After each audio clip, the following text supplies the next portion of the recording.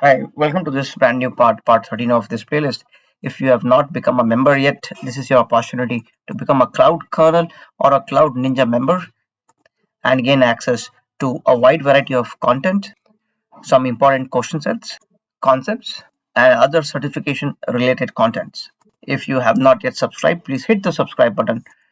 This channel is dedicated to help you clear cloud certifications, majorly around Amazon Cloud, Google Cloud, Azure, and Snowflake. Let us delve into the questions. See, you're trying to train a spam classifier. So this is a thing that is related to machine learning, and you are trying to train a spam classifier. That means you are trying to understand through the data sets what is spam and what is not spam, and you are overfitting the training data. See, one thing you should remember is overfitting. If you're not able to generalize and it fits too closely to the training data set, that is called overfitting. The reasons can be that the data size you are using for trading is too small, like say 100 records or something of that sort. It's too small, and it is not having variety to cover different scenarios, or the data has too much of noise. That means there are a lot of irrelevant information. For example, if I just use these pictures where I have dog in a park and I use these pictures for training a model, the model will just think that the grass is a feature of training along with the dog. And then if I show the model these pictures of the dogs who are not in the same setup, there is no grass, they are in a room, then the model will not detect these dogs. So that is an example of overfitting. We are supposed to propose three actions to resolve this problem. So in order to resolve the overfitting issue, it is obvious that we need to get more training examples. So this would be my first answer. The second option says that you reduce the number of training examples. Reducing the number of training examples will cause more overfitting issues. Okay, so this is wrong. So use smaller set of features. This is good because just by showing a dog and a park, a dog and a garden, we should just show the dog. So not only restrict to these pictures, but also show them these pictures so that the model understands that there is just a smaller set of features that it has to focus on. That is the dog and not the environment. Option D is quite the opposite of option C, and this won't work here.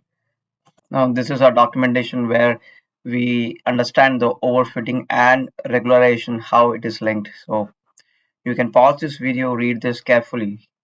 But remember that increasing the regularization parameters is one of the ways to deal with the overfitting issues. Decreasing the parameter is quite the opposite, and it will not help with overfitting issues. So this is my final answer. Now let us look at the next question here. So in this question, for example, what they are saying is they are trying to automate the jobs, and they are, these small boxes, these are Spark Scala jobs, and it is on a Dataproc cluster. This is a Dataproc cluster, and there is a Google Cloud Storage. This is the cloud storage which contains files for processing. You want to securely run this workload. This is a question on security. The option A is going to restrict uh, the bucket here. This please.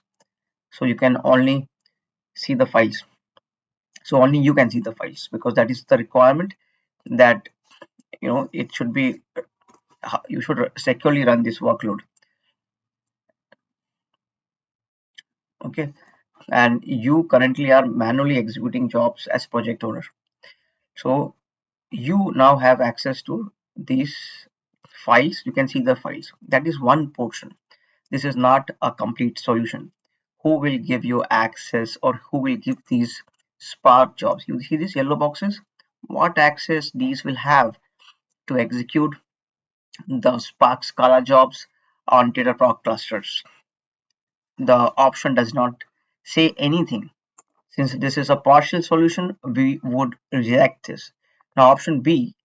Now option B is talking about assuming the owner role and running the job. So it will only give privileges to run this job. But you know what? The final results, it has to go into Google BigQuery. You see this BigQuery? It so option B is also wrong because it is an incomplete solution. Just giving access to this portion will not solve the problem.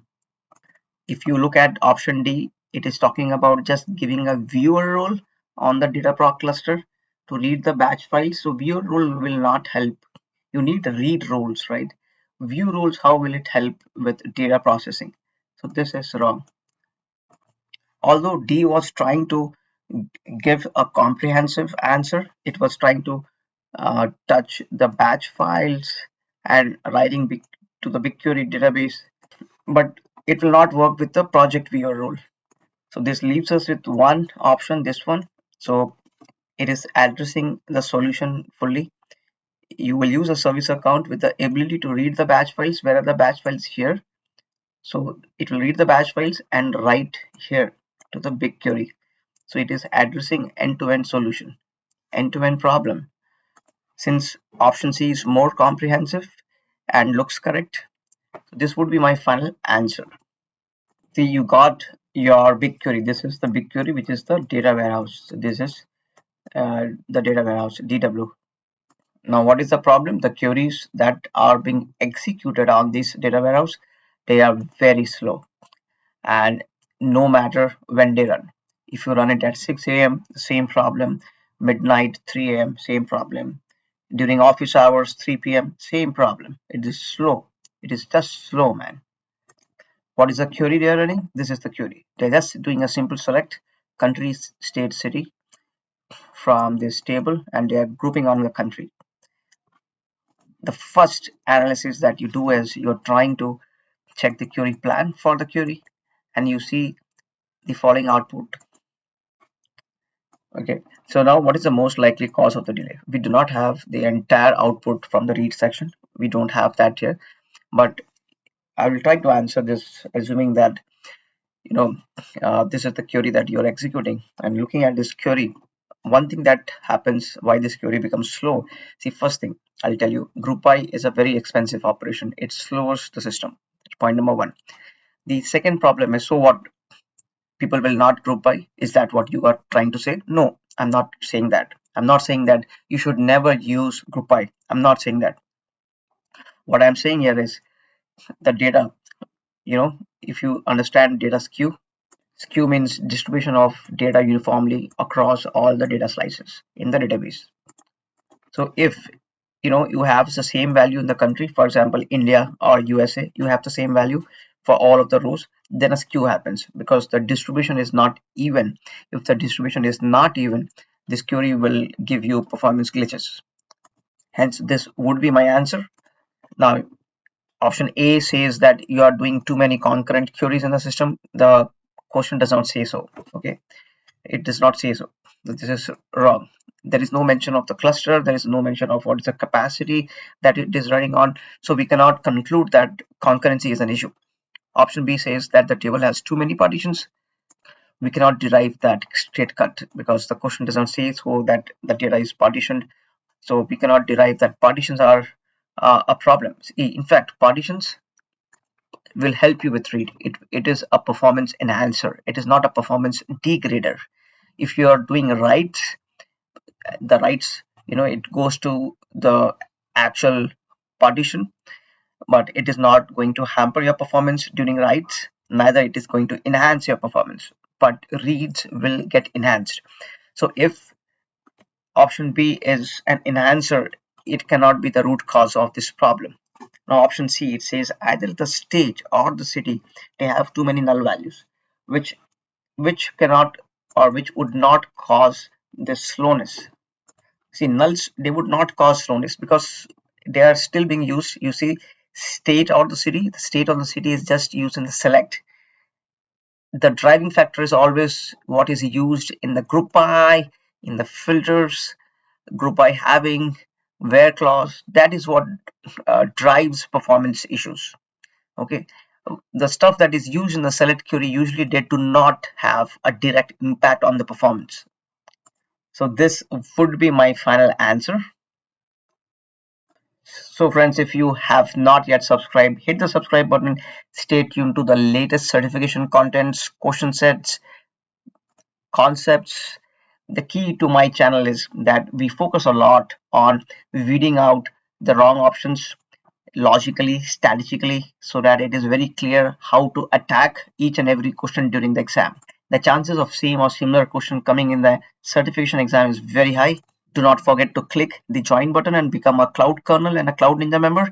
This will give you access to many more questions. You know, the more you practice, the better it is, or more chances would be that you would clear the certifications.